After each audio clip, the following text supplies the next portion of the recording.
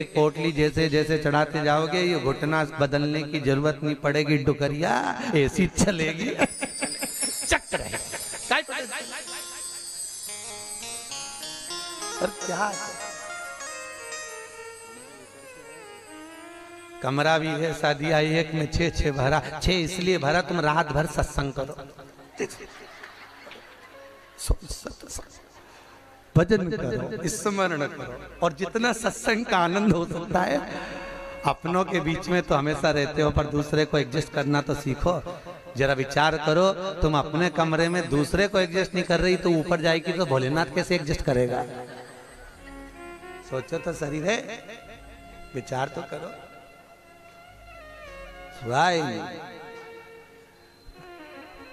भगवान शिव की कथा है, 24,000 श्लोक शिव महापुराण में है, 12 संहिता, और एक एक संहिता भगवान शंकर को समर्पित है। भगवान शिव 6 सूत्र शिव महापुराण के हैं कि शंकर को पाने के 6 सूत्र बताएं। पहला, मस्तक पर तिलक लगा दो, त्रिपुंड लगा दो, नहीं लगा सकते तो गले में रुद्राक्ष की माला पहन लो। इतना भी नहीं कर सकते, तीसरे नंबर का सूत्र है कि भगवान शंकर का मंत्र जाप कर लो, नमः शिवाय, ओम नमः शिवाय। ये भी नहीं कर सकते तो मंदिर में शंकर जी को 1 लोटा पानी चढ़ा दो, चौथा सूत्र। 5वां सूत्र है, इतना भी नहीं कर सकते तो किसी शंकर के मंदिर के पास में से निकल कर चले जाओ तो शंकर के मंदिर का शिखर का दर्शन हो जाएगा। शिखर दर्शनम सर्व पाप नाशनम, बस उतना भी बहुत है। ये 5। और 6ठे नंबर का सूत्र है, अगर इतना भी नहीं कर सकते तो पूरी जिंदगी में अगर 12 ज्योतिर्लिंग पर पहुंचकर शंकर की कथा को सुन लोगे तो फिर दूसरा जन्म नहीं होता। ये 6 सूत्र शंकर को पाने के हैं, भगवत भक्ति को पाने के हैं, भगवत रसतत्व को पाने के हैं। 6 सूत्र है, शंकर का अनुमोदन करें। ऐसी कौन सी भूमि है, ऐसी कौन सी जगह है जहां शंकर नहीं है? हर जगह, हर तत्व में, कण कण में, हर जगह पर वही तो समाया है। बस हमारे नेत्र परखैया नहीं है, इसलिए हम पहचान नहीं पाते। बहुत दुनिया के लोग बहुत कम पहचान कर पाते हैं। बस अंतर तब आता है एक घर के बुजुर्ग माता पिता को और एक परमात्मा को लोग अंतिम तक नहीं पहचान पाते। अंतिम तक बहुत कठिन। माता पिता सब कुछ दे देते हैं बच्चों को। एक सास अपनी बहू को जब पसंद करके आती है, जो सास कभी अपनी देवरानी जेठानी की एक अंगूठी नहीं दे वो हाफ सेट देखी आ जाती है।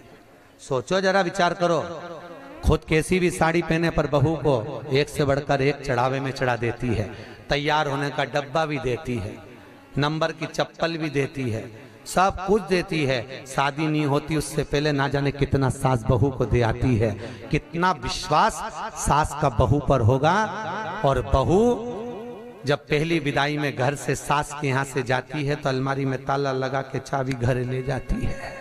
सोचो, सास ने कितना विश्वास करा, सब कुछ दे दिया, और बहू ने ऐसा विश्वास करा कि चाबी तक बटोर के पहली विदाई में ले गई। पहली विदाई क्यों? क्योंकि नंदे आई है, डोकरी निकाल के ना दे दे कच्छो। विश्वास कहाँ, भरोसा कहाँ, पूर्ण तक कहाँ है? भगवान शंकर की कथा कर रही है। 6 सूत्र में से अगर एक सूत्र भी भगवान शंकर का आपकी जिंदगी में आ गया तो जीवन का आनंद देने वाला हो गया। ध्यान देना, कन्यादान जो तुमने करा है उसका पुण्य तुम्हारे मरने से पहले हो सकता है कि समाप्त हो जाए। अन्नदान जो तुमने करा है उसका पुण्य हो सकता है तुम्हारे मरने से पहले समाप्त हो जाए। क्योंकि कई लोग कहते हैं हमने कन्यादान करा, हमने वस्त्र दान करा, हमने मुद्रा दान करी, हमने स्वर्ण दान करा, हमने अन्न दान करा, हमने भागवत कराई, हमने रामायण करवाई, हमने गीता करवाई, हमने तीर्थ करे, हमने व्रत करे। ये सारे पुण्य तुम्हारे खाते में हैं। एक पलड़े में तुम्हारे पुण्य रखे हैं, पर एक पलड़े में जो पुण्य इकट्ठे करके रखे हैं तो पाप भी तो देखो कितना करो। पाप भी तो देखो, मालूम पड़े मुंह से किसी की निंदा कर दी, उसी पुण्य में से कम हो गया। हुआ कि नहीं हुआ? अरे बोलो तो सही, अब 200 रुपए लेके आई थी, अब 200 रुपए में से खर्चा करते जा रहे हो तो होगा कि नहीं होगा खर्चा? थोड़ा गलत बोल दिया, पुण्य समाप्त हुआ। किसी को अपशब्द बोल दिए, पुण्य समाप्त हो गया। किसी के लिए गलत देख लिया, पुण्य समाप्त हो गया। किसी के लिए गलत सुन लिया, पुण्य समाप्त हो गया। हमने पुण्य तो बहुत कमाया, हमने ढेर पुण्य इकट्ठा करा। कन्यादान, वस्त्रदान, अन्नदान, मुद्रादान, स्वर्णदान, भागवत, रामायण, गीता, यज्ञ, अनुष्ठान, संत पूजा, गुरु पूजा, सब कुछ करी, पुण्य तो ढेर इकट्ठा करा। पर मरने से पहले ये सारा पुण्य तुम्हारा बोलने से, अपशब्द कहने से, ताना देने से, निंदा सुनने से, गलत देखने से समाप्त हो गया। पर शिव महापुराण की कथा कहती है सारे पुण्य तुम्हारे मरने से पहले भले समाप्त हो जाएंगे, पर शिव महापुराण की कथा यदि तुमने भूल से भी 5 मिनट की भी सुन ली तो वो जिंदगी भर अटल और अमर हो जाती है, वो कभी समाप्त नहीं होती। शिव महापुराण की पुण्य कभी समाप्त नहीं होता। शंकर का किया हुआ पुण्य कभी समाप्त नहीं होता।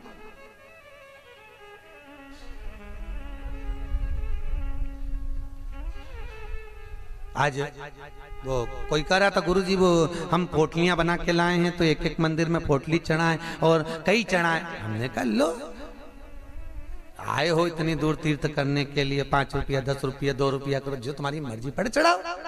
84 महादेव का क्या बार-बार दर्शन करने जाओगे?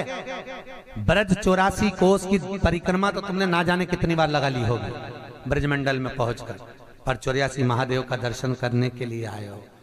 और वो 84 महादेव जिसको स्वयं भगवान शंकर की बहन छिप्रिया ने प्रकट किया था, शंकर के ही रूप तत्व से 84 रूप में उनको प्रकट किया है।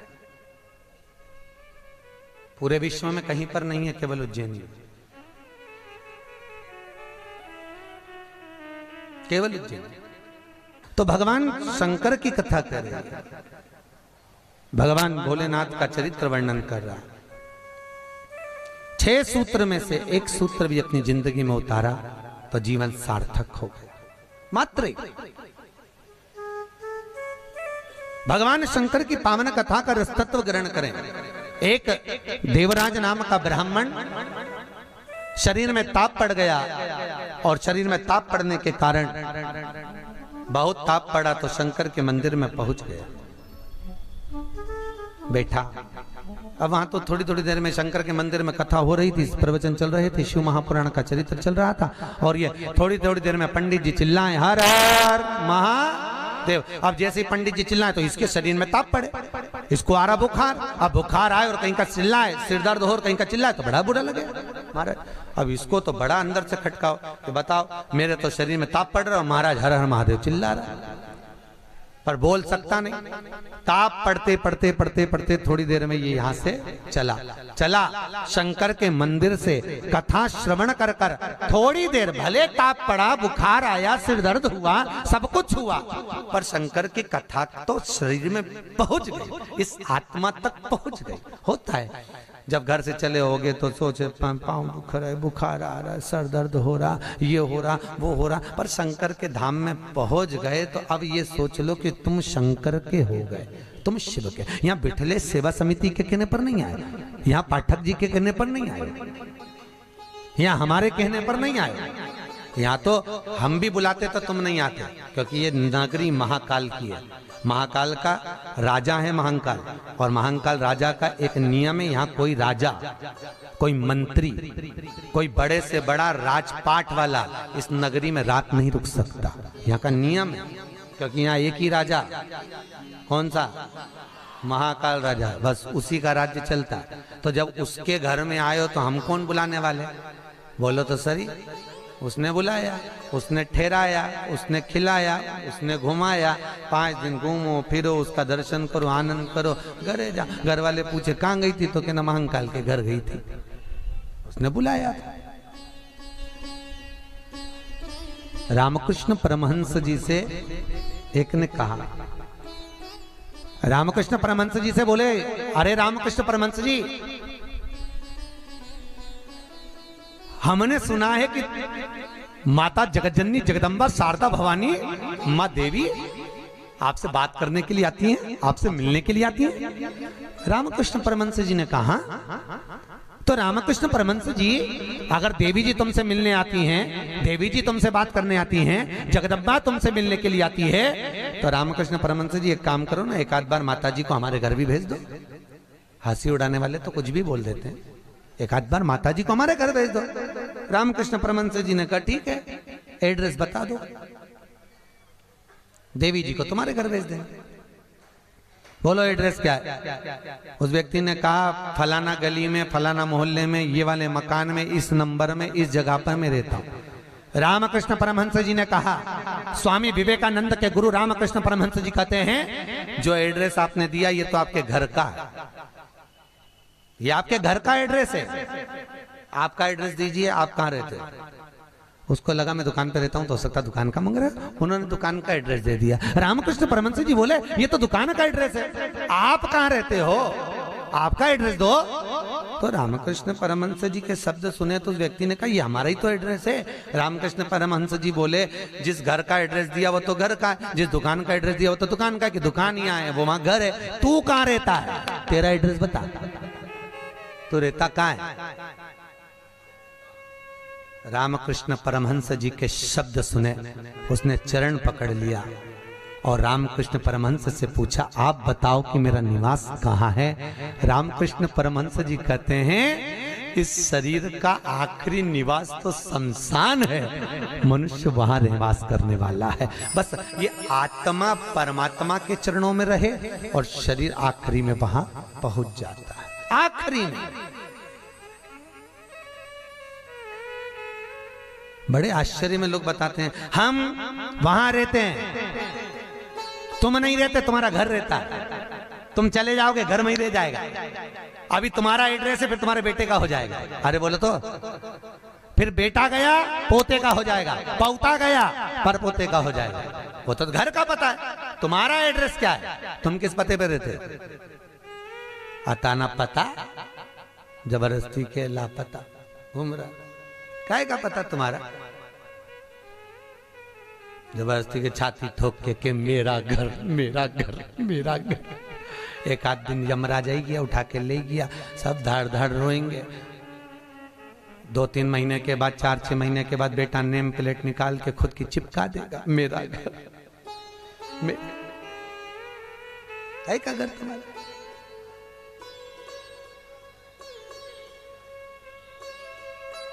क्या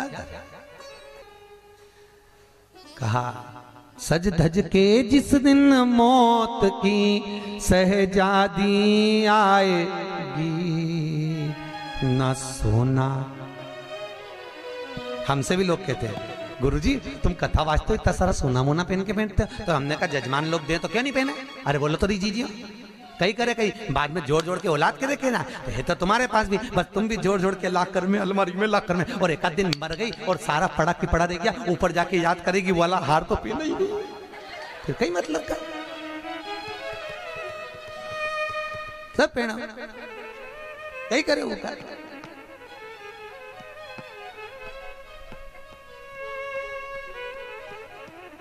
उसका करे क्या? जितनी साड़ी धरी है सब पहन लो जीजियों, बाद में किसी काम की नहीं, सब धरी ले जाए। ऊपर जाती जाती यमराज सेकेगी, नीली वाली तो पहनी नहीं थी, अभी पीको लगवाई थी, एक बार फिर से छोड़ दे वंश मोर, फिर से छोड़। भगवान भी यमराज भी कहेगा चल ऊपर चल, अब कहीं नहीं पहने, ले गया वही करे। खूब जोड़ा, आखिरी में यही छोड़ा, और फिर इतना बड़ा फोटो टंगा, उनमें प्लास्टिक के फूल की माला, और वो भी पंखा में माला यूं हिले, पंखा में माला हिले और डोकरी फोटो में स्माइल दे।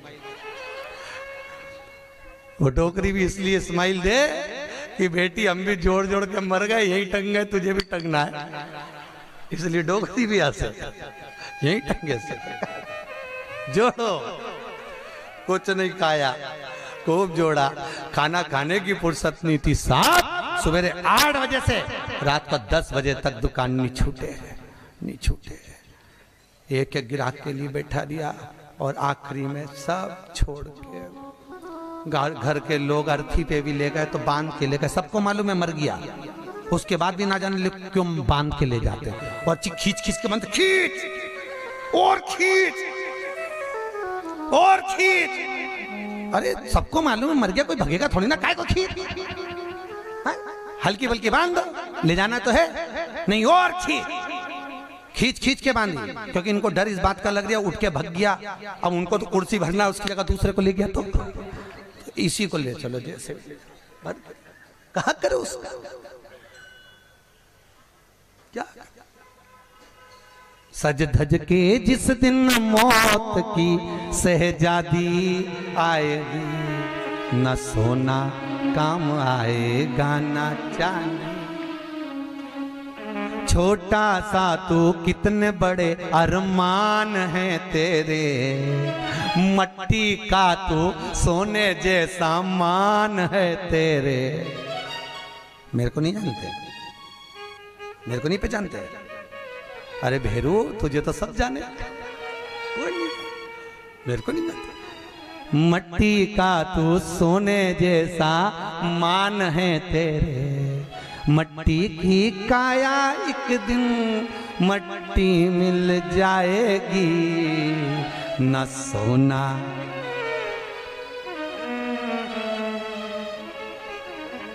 कहीं करोगा फिर।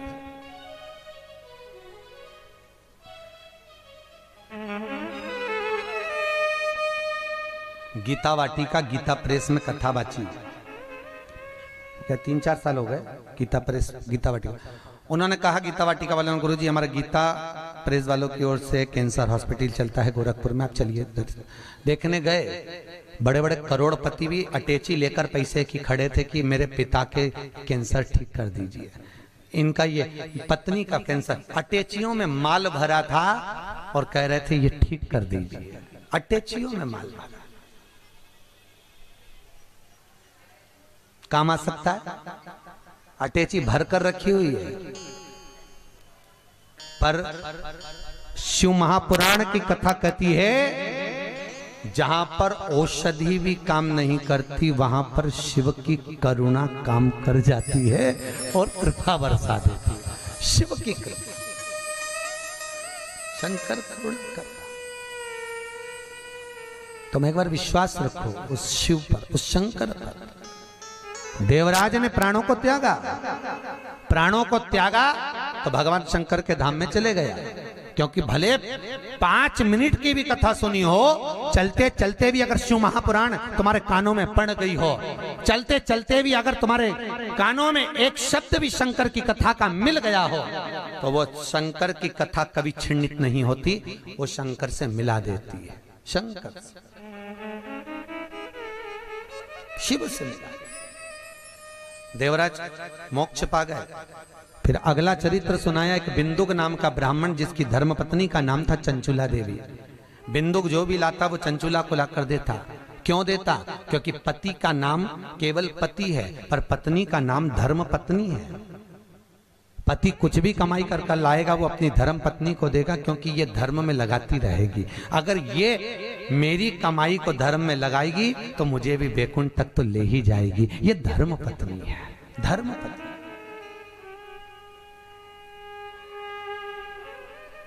एक कथा के मुख्य यजमान गोपाल मंदिर वाले महाराज जी बने हैं, पंडित जी, पाठक जी, परंतु इनके मन में कथा का आया ना आया वो बात की बात है, पर धर्म पत्नी हमारी भाभी जी, इनका मन में कथा सुनकर मन में भाव आ गया, गुरुजी एक कथा कराओ, बस ये कृपा।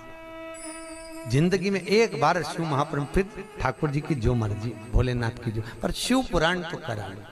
हजारों हजार भागवत, हजारों हजार राम कथा, हजारों हजार गीता का स्मरण करने पर भी जो पुण्य प्राप्त नहीं होता, वो मात्र एक दिन की, मात्र 5 मिनट की शिव महापुराण श्रवण करने से प्राप्त हो जाता है। साहब, शंकर की कथा का रसतत्व ग्रहण करने से प्राप्त हो जाता है, मात्र एक क्षण की, एक क्षण। और बहुत किस्मत वाले हो साहब, आपके बच्चों ने, आपकी बहुओं ने, आपकी बेटियों ने, आपके परिवार वालों ने आपको जमा कर सूटकेस अटैची जमा कर भेजा है साहब। आपकी बहुओं को, आपके बेटों को, आपकी बेटियों को धन्यवाद दूंगा। उन्होंने कहा मम्मी जाओ, पापा जाओ, हम बोलते हैं, हम बुक कराते हैं। और मैं धन्यवाद दूंगा पाठक जी आपके भी बहन बेटियों को। उन्होंने कह दिया मम्मी तू कथा करवा, पापा आप लग रहो, अपन करते हैं व्यवस्था, सब आनंद होगा, कथा का मस्त होगा। ये जीवन का सुख है साहब। याद रखना, कोई एक बेकार काम करते हैं तो हमारे पितरों को लोग देखने तक नहीं जाते, पर घर का एक व्यक्ति भी अगर पुण्य का कार्य कर लेता है तो उसके पूर्वजों की पीठ स्वयं नारायण जाकर थपथपाते हैं कि तेरे वंश में कोई पैदा हुआ जिसने सत्कर्म करा, सत्कर्म किया।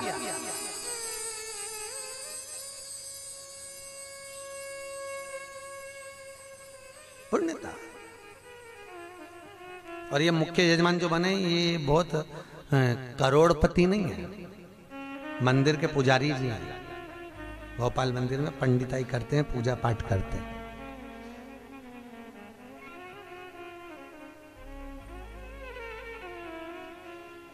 उसमें भी शायद मेरे हिसाब से, मेरी सोच से तो 3-4 हजार रुपये महीना कुछ मिलता होगा।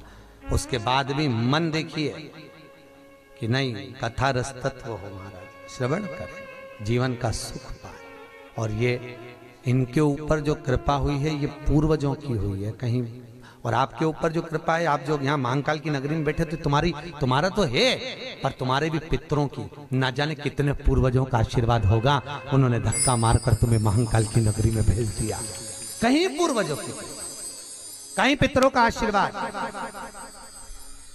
कहीं आहूत और वासुकों का आशीर्वाद जो हमको परमात्मा की शरणागति तक लेकर जा रहा है, भगवान के चरणारविंद तक लेकर।